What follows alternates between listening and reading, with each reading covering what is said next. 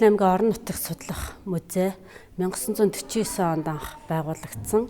За байгуулагдсан цагаас одоо Хувьсгал аймгийнхаа түүх, соёлын хувийг хадгалан хамгаалж, сурталчлан таниулах, түгээн дэлгэрүүлэх, за судлан одоо мэдээлэл өгөх зэрэг олон нийтэд хандсан үйл ажиллагаа явуулж ирсэн. За өнөөгийн байдлаар бол байнгын үзүүлгийн 3 танхимтай, за иргэншлийн танхим, угсаатны зүүн танхим, байгаль экологийн танхим гэсэн 3 танхимтай, 4000 гаруй үзмэртэй, за байнгын үйл ажиллагаатай ингээд олон нийтэд үйлчилж байна. За иргэншлийн танхимын маань нэг гол одоо сонирхолтой үзмэр болох уртсны тухай танилцуулъя. За Хувьсгал аймгийн голлох 6 ясны өлгийн нутаг. За эдгээр дотроос одоо цаатан дарахад бол Хувьсгал аймгийн гол одоо бас үзүүштэй тийм соёлын өвийг тээж яваа угсаатны бүлгийнхэн байдаг. За ер нь бол цаатангууд маань одоо маш өндөрлөг газар ар тайгад нэг жилдээ бол 10-аас илүү удаа нүүдлэн цааныхаа бэлчээрийг дагаж амьдардаг юм улсууд байдаг. За яг одоо тэр нүүдлийнхаа аж ахуй зохицуулан өөрийнх нь одоо амьдардаг орон сууцыг уртс гэж нэрлэдэг. За уртс нь бол том, дунд, бага гэсэн 3 хэмжээтэй байдаг. За 3-аас 4 м урт нарийн шургааг модоор одоо том уртсанд бол нэг 30-аас 34 шургааг. За дунд бол нэг 20-аас 25, за багад бол 15-аас 18 шургааг одоо уртсыг босгодог. За 1950-ад оноос өмнө бол одоо эрт үед бол уртсны бүрээсийг хар модны холтос болон хусны үүсийг одоо боловсруулан ашиглаж хийжсэн бол 1950-ад оноос хойш даав болон брезентээр одоо уртсныхаа бүтээлэг хийж өнөөг хүртэл энэ суудсанд амьдарч ирсэн ийм одоо угсаатны бүлгүүд байна. За уртсан дотор энэ одоо манай дэглэгдсэн байгаа уртсан дотор бол цаатнуудын одоо 20 дугаар зууны ихэнх үед ямархуу байдалтай амьдарч байсныг харуулсан үзмрүүдэд дэлгэн тавьсан байна. За бидний ард харагдаж байгаа бөөгийн дээл бол дарахад цаатан одоо бөө зайран удгадын яг одоо тухайн үедээ өмсөж хэрэгжилжсэн дээл буюу хуйг байна.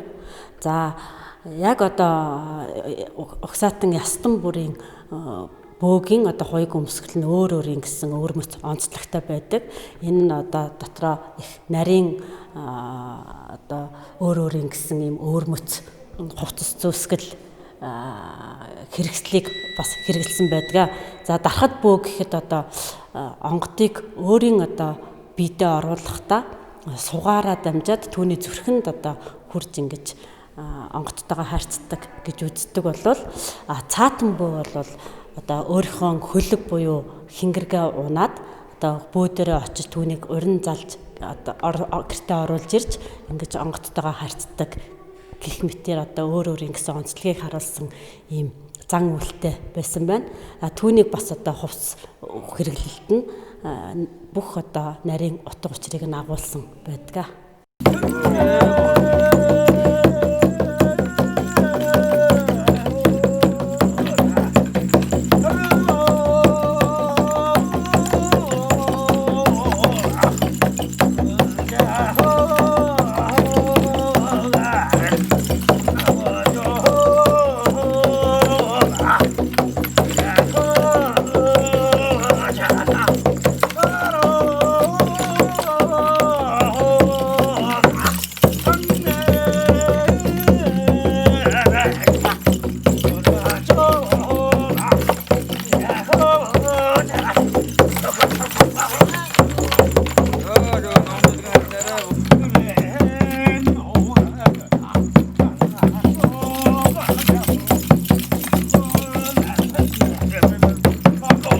Хувьсгал аймгийн нутагт амьдардаг.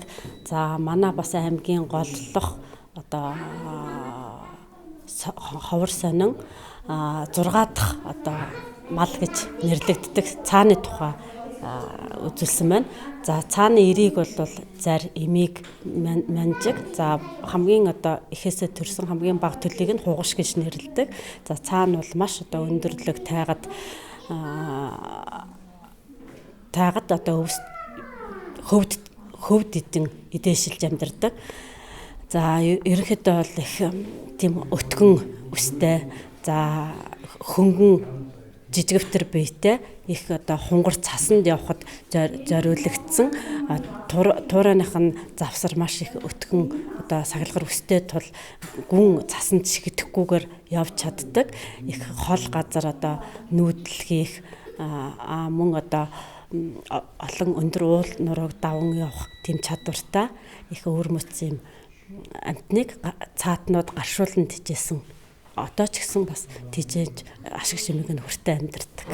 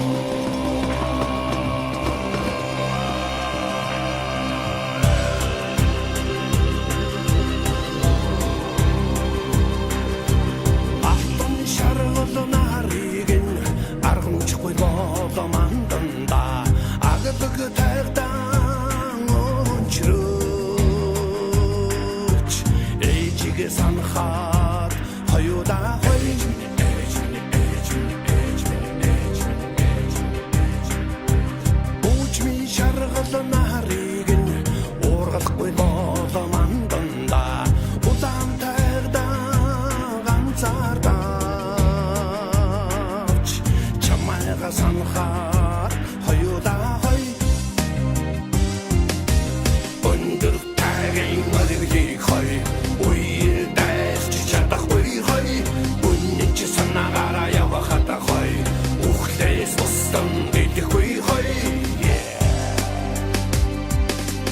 тэнгэрийн шаргал нарыг нь тэглүүлэхгүй болоо манданда тэрслүүхүйн ташигдаач тэнүү талда олоодаа хой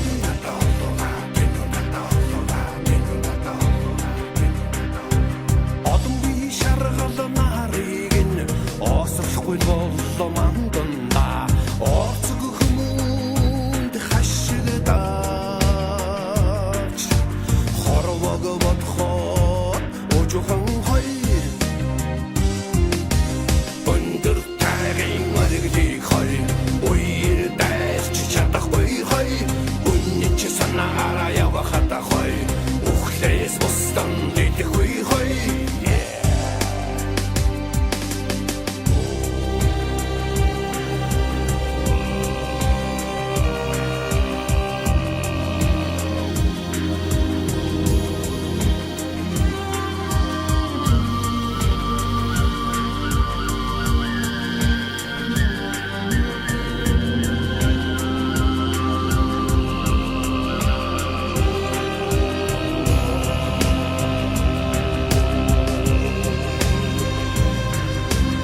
алтан шаргал нарыг нь аргамжихгүй болоо манданда агадаг тайртан өнчрөөч ээжигээ санахад хоёулаа хой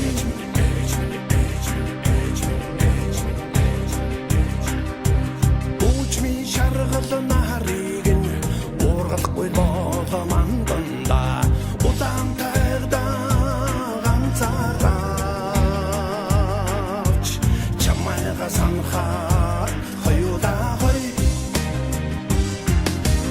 өндөр тагийн мөрөглийг хой үер дайрч чадахгүй хой үнэн чи санаагаараа явахад